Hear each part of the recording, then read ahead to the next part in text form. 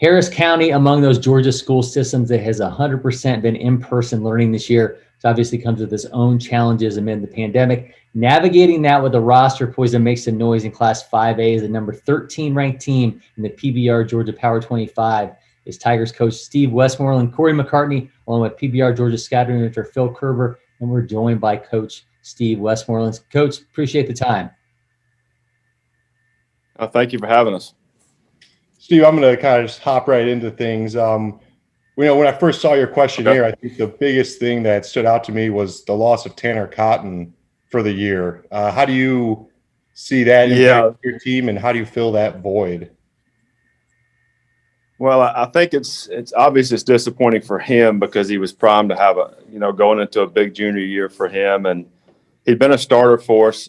He was our number 2 starter as a freshman when we lost to Decatur in the third round of the quarterfinals in 2019. And he had a really good 3-start season last year. He struck out 10 against Columbus High School, struck out 8 against Smith Station. He was 3-0 when we got shut down. So we were really expecting him, even though he may have been our number 2 over number 3, he could probably be a number 1 on many teams. And so obviously absorbing that loss is going to be difficult. So it was disappointing for him, disappointing for our team, but more so this year than some years past. We do have a little bit more depth. Obviously we'll have to kind of find probably 2 or 3 guys to take up the innings that we lost with him, but hopefully we can overcome it with some depth. And we've got some quality young arms that don't have a ton of experience, but we feel pretty good about them.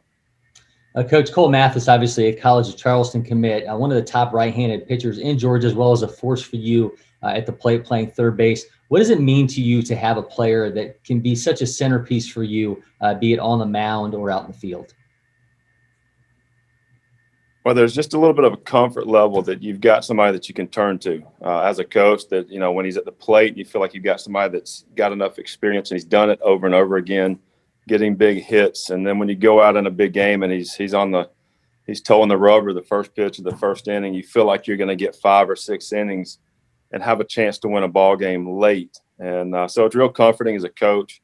I think it's a confidence booster for our players that they always feel like he's going to do something big.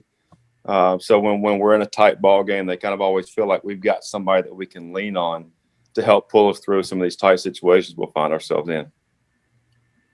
You mentioned the depth of your pitching staff. Despite losing Cotton, who are some of the guys that you're looking at to step up, and what do they bring to the table? Well, right off the bat, we've got Nick Morgan, a right-handed pitcher who's signed with the University of West Georgia. I think he's a steal for West Georgia, my alma mater where I played at. So I was excited for him to sign with them. He's a righty. He's going to sit 84, 85, tops out at about 88. What he brings is his fastball command is what I call plus makeup. Reminds me of very much like a former pitcher of ours, Casey Cobb, who graduated in 2015, just finished up at the University of Alabama and is now with the Red Sox organization, in which, it doesn't matter what kind of situation they're in, you can always count on him being a strike thrower for us. And his off-speed stuff has been much better so far these first couple weeks of the preseason. He had a tremendous fall. He got to play a little bit higher level of travel ball. He played with Cole Mathis and a couple of those 5-star tournaments with the elite national team. So I think he's just somebody he's been there and he's done that. So we know he can carry the load for us. We also have Ashton Shackelford, another right-handed pitcher. He's been working about 83 to 86. His best pitch is his breaking ball. I think it's really a go-to pitch for him. Everything kind of works off that. Still struggles with command with the fastball at times, but he really throws the breaking ball well. He's a LaGrange College commit. And then we have a left-handed pitcher, Caden Frost, who hasn't had a ton of innings for us in the past. He'll probably start our season as our 3 or 4. He'll be a 3-year starter in the outfield for us. So he's kind of lost some innings because of the need for him to play in the field. But those seniors will help. And then we've got some young guys like we've got the wild card in the freshman Fisher Cantrell, who's an extremely projectable 6'4", tall, skinny drink of water that if he can learn to develop some repeatable mechanics, I think is going to be a guy by the end of the spring that we might be able to see some big innings from. Yeah, you mentioned Fisher Cantrell there. Certainly, a guy that you're going to be looking to log some innings. Bryson Spates, someone you're looking to vie for that second base job. When you look at this group of newcomers that you have, how do you feel this group is going to be able to mix in, and what do you think you have in them? Well, I think it's a group that likes to compete, which is something I can't say we've always had from our young guys. I think they've always been. We've been senior laden the last couple of years, and I think our young guys were a little intimidated at practice. But Spates and Cantrell, and we've got a couple other juniors that haven't quite been in the mix before, see some opportunities, and our competition level at practice over the last 2 weeks has been really really good to see. And you know how it is when you get to high school baseball. It's everybody's kind of got 4 or 5 guys they can count on, and then the what ifs come. And I think we've got a lot of pieces that can answer some of those what ifs for us this year. You spent a lot of time focusing on the pitching staff. Let's turn the page to the offensive side of things. We know you have Cole Mathis is going to be a big time bat. Where else is the offensive firepower going to come from in this roster? Well, Caden Frost, who we mentioned as a pitcher, has been our starting right fielder for the last 2 years. He'll move over to center this year. He's a plus defender. He's a left-handed pitcher, but he hits from the right side. He was hitting over 400 last year as a junior going, when we got shut down. He was a middle of the order bat for us as a sophomore, so we feel like he's going to provide some punch. Shortstop Jackson Shore, who's probably the best defender we've had at the position in my 12 years here at Harris County, has really improved his offensive game. I think he's going to be an important fit for us somewhere in the middle of the order.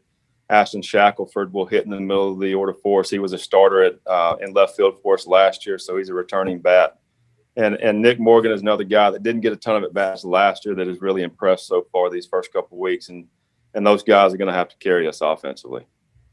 Coach, I know you've said that you believe you're in the toughest classification in the state. What's going to make it so difficult in 2021? And who are those teams that you've kind of penciled as those ones that you can expect the biggest competition from? Well, we're in a 17 region, and I think, it's one of those regions we've been in it before. 2011, 2012, we're in a very similar region with Stars Mill and Whitewater, Northgate, McIntosh. It's just one of those where there's so many quality baseball players. The level of coaching in the region is exceptional. You got guys like Coach Mosley at Stars Mill, who's been recently inducted into the Hall of Fame, Todd Harrington at Northgate. You've got guys that have really been around the game for a long time. So you're going to have to go and be prepared for every possible situation that could come up. You're not going to catch somebody off guard.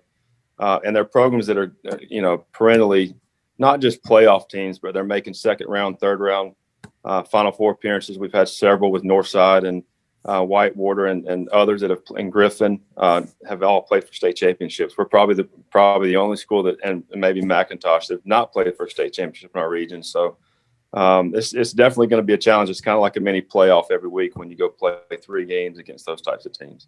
Well, an opportunity to try to change that, playing for a state championship this upcoming season. So we appreciate the time. Wishing you and Harris County nothing but the best in 2021. Well, thank you very much, and we appreciate the coverage.